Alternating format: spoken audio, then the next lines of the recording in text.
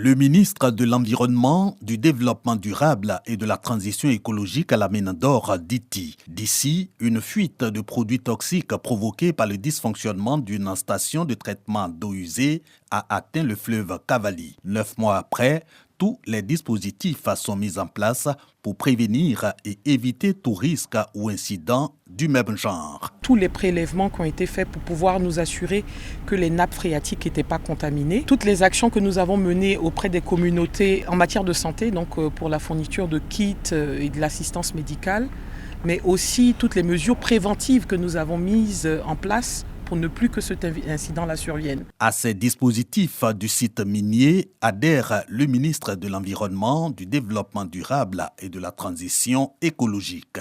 Toutes les recommandations ont été respectées. Donc au jour d'aujourd'hui, il n'y a plus d'incidents. Ils sont même allés au-delà de ce que nous leur avons recommandé. Cap sur Ouyatouo, ce village mitoyen au site minier d'Iti est victime de la pollution du Cavally. Ici, des échanges avec les populations et le ministre Jacques Assaouré Conan trouvent les solutions pour renforcer le climat de confiance et de paix. Après ma visite à la mine, je peux vous dire qu'au jour d'aujourd'hui, il n'y a plus de risque à boire l'eau que vous avez l'habitude de boire, à faire la pêche que vous avez l'habitude de faire et à vaquer à vos occupations. On rétablit cette confiance entre Ouyatouo et la mine d'or d'Iti. Les efforts du gouvernement, des autorités et des cadres du district autonome des montagnes.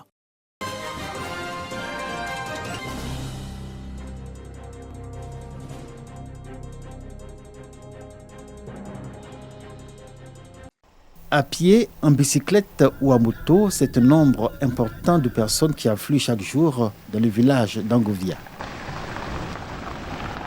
De tous les 10 villages que compte la sous-préfecture de Bébessou dans le département de Bois-Flé, sa tutelle administrative, Angovia peut se targuer d'avoir la meilleure route d'accès. Du moins, à partir du barrage de Kossou, distant de 7 km. L'attrait d'Angovia tient moins de sa facile accessibilité que de ce qu'elle peut offrir en termes d'opportunités. C'est un village riche en minerais. Une première mine s'est implantée ici en 2018. Elle a exploité le minerai jusqu'en 2022. D'autres sociétés se sont succédées. En retour, qu'il y ait des activités qui viennent en remplacement de nos terres que nous avons perdues, de nos activités agricoles comme miner. Perseus Mining a obtenu de l'État de Côte d'Ivoire l'autorisation d'exploiter l'or du pays oulé, ce qui a valu son établissement à Angovia depuis 2018. Les 3 écoles ont bénéficié de la réhabilitation des différents bâtiments. Et en 2021, on a eu 200 tables bancs. Notre souhait, c'est que la société minière, qu'elle prospère et que nous, on puisse en tirer le maximum. Le temps a passé. Et l'on peut s'interroger aujourd'hui si l'entreprise minière et les populations entretiennent encore des relations franches dans le respect des engagements pris d'accords partis. Les responsables de la mine que nous avons sollicités avec insistance répondent par l'affirmative, mais ils ont souhaité ne pas être filmés et ont refusé toute interview. La chefferie d'Angovia, pour sa part, et les populations de tous les villages directement ou indirectement impactés, les jeunes et les femmes notamment, ne cachent pas leurs sentiments de frustration. Nous voulons qu'ils viennent à notre aide financièrement pour que chacun d'entre nous puisse mener une activité. Nous, notre cri de cœur, là, c'est ça. Quand la société minière est arrivée, elle nous a fait espérer, mais aujourd'hui, cet espoir s'est tourné maintenant en désillusion. Notre problème, c'est le problème d'emploi. Dans cette atmosphère d'attente trompée, va naître un grand espoir. L'installation en 2023 d'un CDLM, Comité de développement local minier.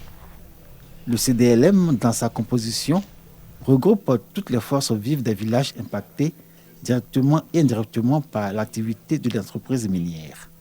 Il est doté d'un budget représentant 0,5% du chiffre d'affaires de la mine. De quoi ravir les populations des villages impactés qui peuvent rêver de grandes choses en termes de développement et de progrès. Le manuel de procédure a été élaboré par un expert. Dans ce manuel, nous puisons les projets à réaliser. Nous avons passé le premier marché qui concerne le reprofilage lourd d'un tronçon de près de 17 km 500 et puis l'ouverture des rues et un reprofilage léger.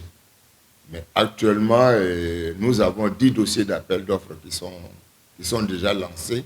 Il nous reste une vingtaine de projets. Contre toute attente, en avril 2024, les jeunes se révoltent et s'illustrent par des actes de violence allant jusqu'à incendier 6 véhicules de l'entreprise minière et le saccage du foyer des jeunes, construit par la mine. On entendait dire ici et là que c'est en réaction à l'indifférence méprisante des responsables de Perseus Mining devant les nuisances environnementales que vivent au quotidien les habitants des villages impactés par l'activité minière. Les gros camions même qui viennent décharger, on ne peut même pas dormir. Quand il y a du vent ou bien il y a une tornade qui se prépare, tout le village envoie de poussière. Le minerai que vous voyez là, c'est ça qui provient de la poussière, pas de l'or dedans. Donc les gens stockent là pour pouvoir prendre les bons minéraux. Et on a soumis ça à la société. Jusque-là, il n'y a pas de solution. Perseus avait promis depuis 2 ans créer des dépôts de déchets avec une mise à disposition des engins pour récolter ces déchets-là. Ça n'a pas été fait. Perseus avait promis aussi réparer les maisons fissurées, qui sont les effets après dynamitage.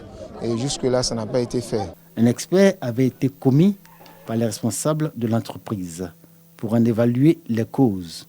Sa conclusion était que les fissures n'étaient en rien la conséquence directe de fréquents dynamitages à la surprise du CDLM et des autorités préfectorales. Pour la population, c'était le mépris de trop qui va déclencher les violences qu'a connues Angovia en avril 2024. Aujourd'hui, une parenthèse que la jeunesse confuse veut vite refermer. Je demande pardon d'abord à la chefferie d'Angovia, au corps préfectoral qui nous a toujours donné de bons conseils de ne pas procéder par la violence pour espérer obtenir quelque chose. Certaines choses tardent à venir, mais il y a beaucoup de choses qu'on peut obtenir aussi à partir de cette société. Je me suis tourné vers Perseus pour leur dire attention, je ne suis pas convaincu par votre expertise.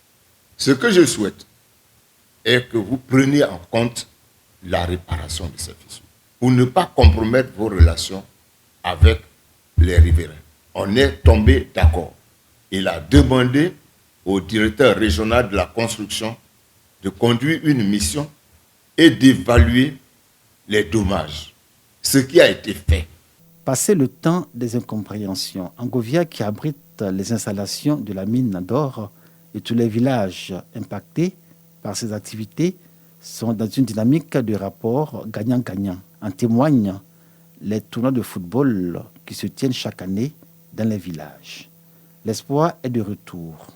À Kakro, Kwakunyanou, Laobazi, Ndakofiyobukro et Angovia même, tout le monde attend avec enthousiasme les projets sociaux à réaliser grâce au CDLM, dont le budget a connu un relèvement significatif. 2,5 milliards de francs CFA cette année contre 1,5 milliard en 2023.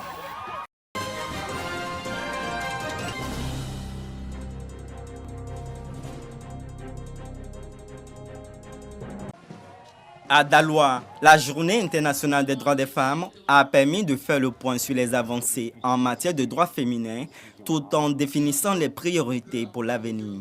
Salimata Ouattara, porte-parole des femmes, a exprimé sa gratitude envers l'État pour les progrès réalisés, tandis que les autorités locales ont mis en avant les opportunités d'autonomisation.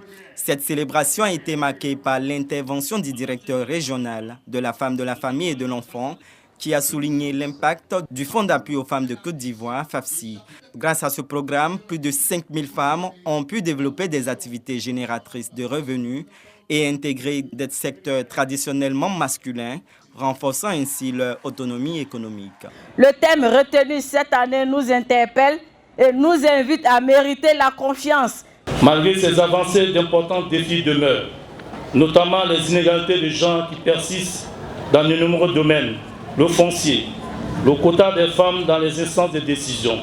De son côté, la substitut du procureur de la République près le tribunal de première instance de Daloa, Nyangba Marie, a sensibilisé les participantes sur leurs droits en matière de succession. Elle a insisté sur l'importance de l'indépendance financière, appelant les femmes à se mettre au travail bien avant le droit à la succession.